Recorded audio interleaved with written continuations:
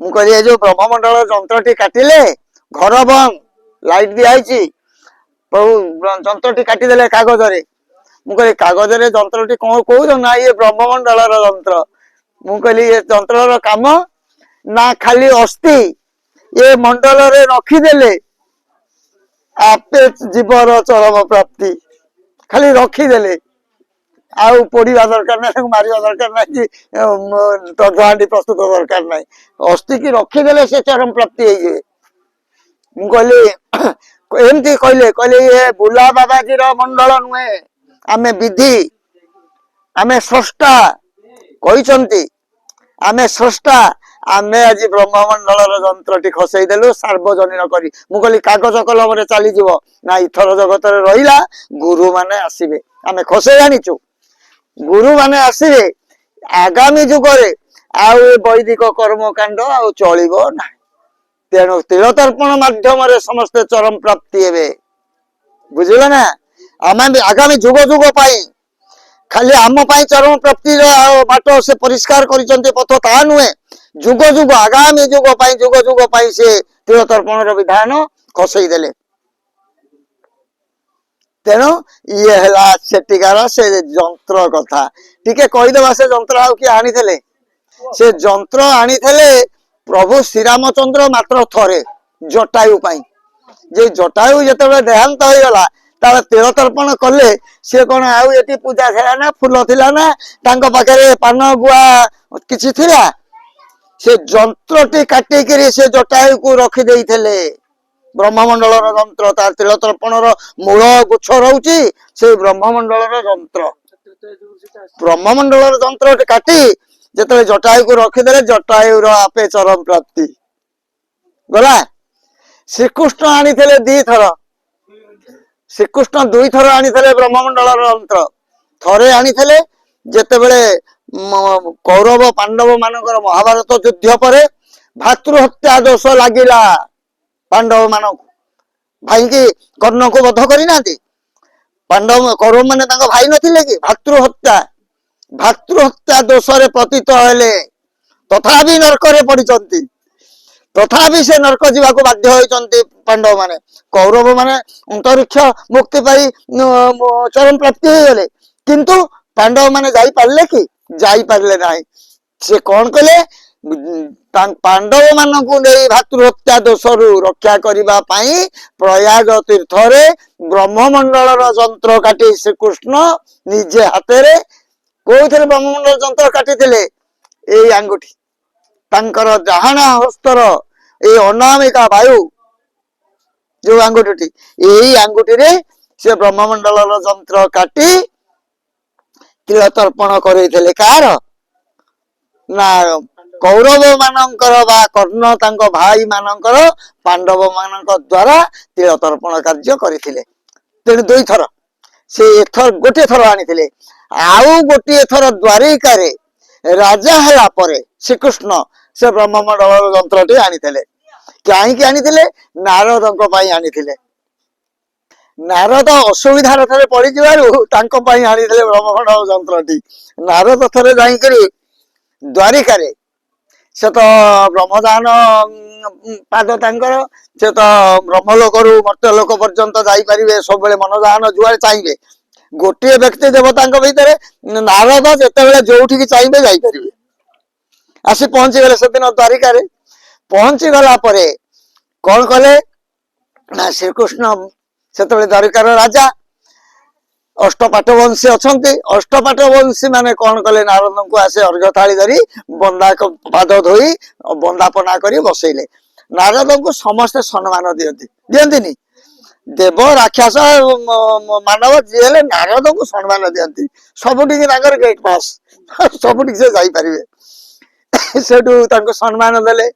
ଏଥରେ କଣ ହେଲା? ଯେତେବେଳେ ସମ୍ମାନ ଦେଲେ, ନାରଦଙ୍କ ଭିତରେ ଆସିଲା କେତେ ବଡ କଥା, ପ୍ରଭୁ ଶ୍ରୀକୃଷ୍ଣ ମତେ ଆସନ ଦେଲେ ବସିବା ପାଇଁ। ଅଷ୍ଟପାଠ ବଂଶୀ ମତେ ବନ୍ଦାପନା କରିକିରି ମୋ ପାଦ ଧୋଇଦେଲେ। ଗର୍ବରେ ପୁରା ତ ଫାଟି ପଡିଲେ ନାରଦ। ଆଉ ଫାଟି ପଡି ସେଠୁ ବସିଲେ କିଛି ସମୟ। ସେଠୁ ମନକୁ ଗୋଟା ତାଙ୍କର କଥା ଆସିଲା। କହିଲେ ପ୍ରଭୁ, ଶ୍ରୀକୃଷ୍ଣଙ୍କୁ କହିଲେ ପ୍ରଭୁ, ମୁଁ ସୂକ୍ଷ୍ମରେ ତ ନାରାୟଣକୁ ଗୁରୁ କରିଛି। ସତ୍ୟ ଯୁଗରୁ ମୋର ନାରାୟଣ ଗୁରୁ ହଉଛନ୍ତି ସୂକ୍ଷ୍ମରେ, କିନ୍ତୁ ମୁଁ ସ୍ଥୂଳରେ ଗୁରୁଟିଏ ଚାହୁଁଛି। ମର୍ତ୍ତ୍ୟକୁ ଯେହେତୁ ଆସିଛି ମତେ ସ୍ଥୂଳ ଗୁରୁଟିଏ ଦିଅନ୍ତୁ। ସେଠି ଶ୍ରୀକୃଷ୍ଣ କହିଲେ ହଉ ଦବା, ତୁମେ ରୁହ, ଆଜି ରୁହ ଦ୍ୱାରିକାରେ, କାଲି ପ୍ରଭାତରୁ ଉଠିବ, ଯାହାକୁ ଉଠି ପ୍ରଥମ ଦେଖିବ ସେଇ ହିଁ ତୁମ ଗୁରୁ। ନାରଦ ରହିଲେ, ମନ ତ ଲାଗିଛି, କାହାକୁ ପ୍ରଥମ ଦେଖିବେ ସେଇ ହିଁ ଗୁରୁ, ଗୁରୁ ପାଇବେ, ସ୍ଥୂଳ ଗୁରୁ।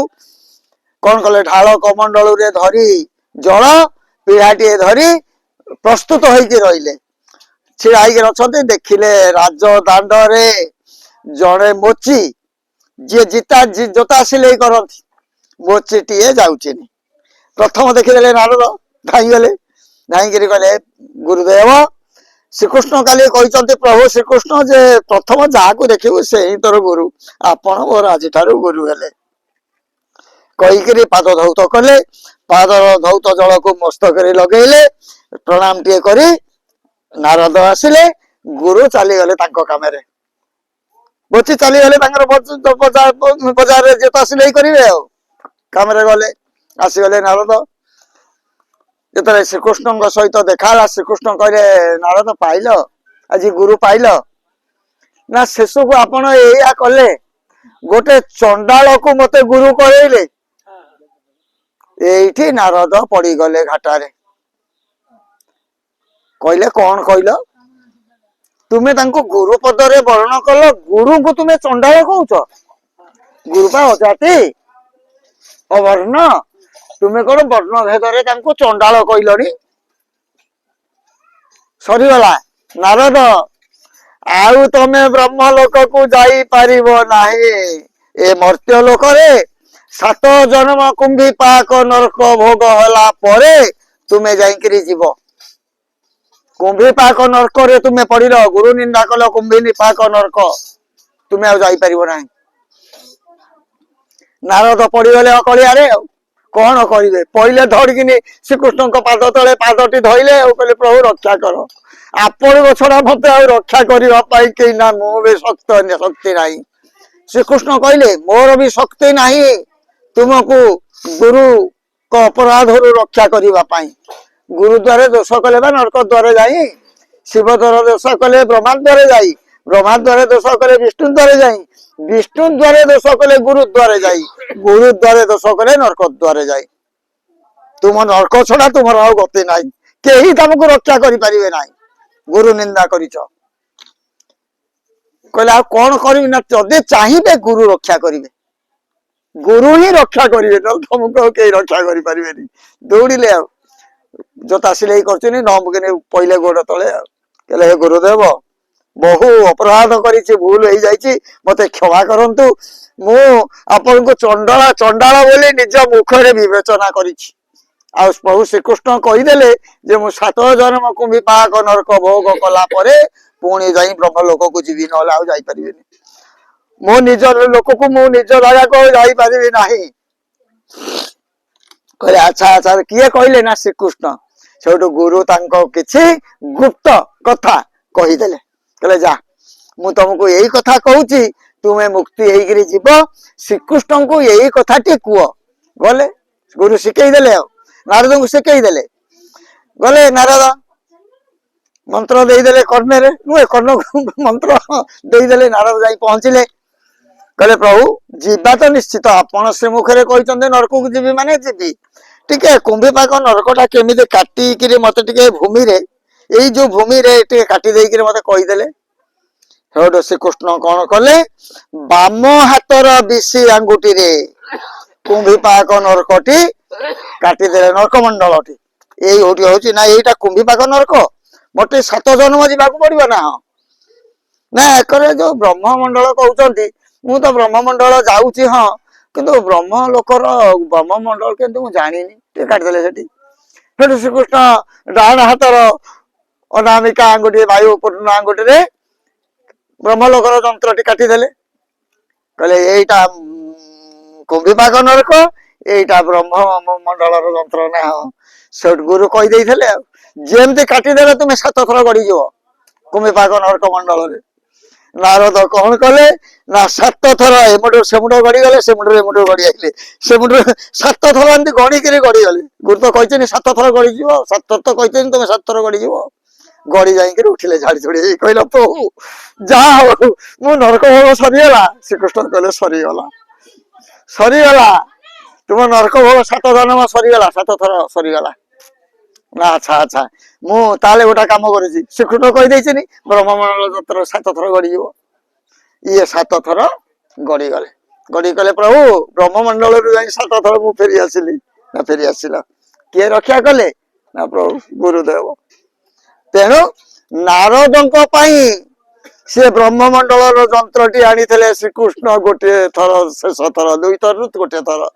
ନାରଦ ଅକଳିଆରେ ପଡି ମୁକ୍ତି ହବା ପାଇଁ ବ୍ରହ୍ମମଣ୍ଡଳକୁ ଯିବା ପାଇଁ 7 ଜନ୍ମ ଭୋଗ କରିକିରି ବ୍ରହ୍ମମଣ୍ଡଳ ଯନ୍ତ୍ରଟି ଆଣିଥିଲେ। କିନ୍ତୁ ଆଜି ପ୍ରଭୁପାଦ ଗୁରୁ ସ୍ୱାମୀ କଣ କଲେ, ଆଉ ସାର୍ବଜନୀନ କରିଦେଲେ ସମସ୍ତ। ସେ ବା କହିଲେ ଆମର ଲକ୍ଷ୍ୟ ଚରମ ପ୍ରାପ୍ତି।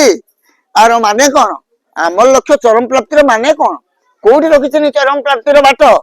ସେ ଭାଇ ତିଳତର୍ପଣ ମାଧ୍ୟମରେ ରଖିଛନ୍ତି ଆମର ଲକ୍ଷ୍ୟ ଚରମ ପ୍ରାପ୍ତି, ଆମେ ଚରମ ପ୍ରାପ୍ତି କରିବା ପାଇଁ ତମକୁ ଆସିଛୁ। ଆଉ ଏ ଚରମ ପ୍ରାପ୍ତି କରେ ଭାଇ ଏକମାତ୍ର ଚରମକୁ ଯିବ କିଏ? ଯିବ ପା। ଜୀବ କିଏ ପରିଚୟ ଦେଉଛୁ ତାର? ଜୀବ ସତ୍ୟ ସନାତନ ନିତ୍ୟ ନିର୍ବିକାର ଅବ୍ୟକ୍ତର ଅବ୍ୟକ୍ତ ଅଂଶ ଅଟେ ଜୀବଭୂତ, ନିତ୍ୟ ଆକାର ଧରି ଅରୂପରେ ଗୁପ୍ତ। ଅରୂପରେ ଗୁପ୍ତ ହେଇକିରି ଜୀବ ଆ ଭିତରେ ଅଛି। ସେଇ ଜୀବ ଚରମକୁ,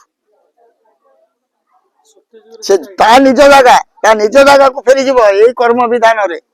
ତିଳତର୍ପଣର ବିଧାନ, ଯୋଉ ବିଧାନଟି ପ୍ରଭୁପାଦ ଗୁରୁ ସ୍ୱାମୀ ଆଣିଛନ୍ତି, ଗୋଟିଏ ଗୋଟିଏ ମହାତ୍ମ୍ୟ, ଗୋଟିଏ ଗୋଟିଏ ତିଳତର୍ପଣ, ଯୋଉ 5ଟା ଯଜ୍ଞର ଗୋଟିଏ ଗୋଟିଏ ଯଜ୍ଞର ମହାତ୍ମ୍ୟ, ଗୋଟିଏ ଗୋଟିଏ ତିଳତର୍ପଣର 1.5 ଘଣ୍ଟା ଲେଖା ପଳେଇବ।